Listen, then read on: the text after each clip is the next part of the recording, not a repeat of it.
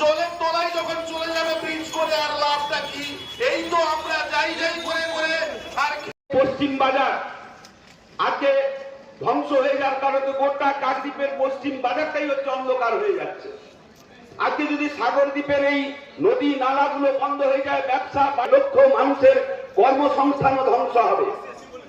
তাহলে সরকারকে ভাবতে হবে বর্তমান সময়ের যে জীবন জীবিকা তাকে বাধাপ্রাপ্ত হতে পারে, তাহলে এই কাজের সঙ্গে যে কর্মসংস্থানের ব্যবস্থা সরকারকে করে দিতে হবে।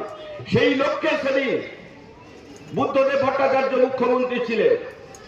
সেই কারণেতে এই নয়াচরে কিংবা নন্দীগ্রামে পেট্রোকেমিক্যাল হাব হবে।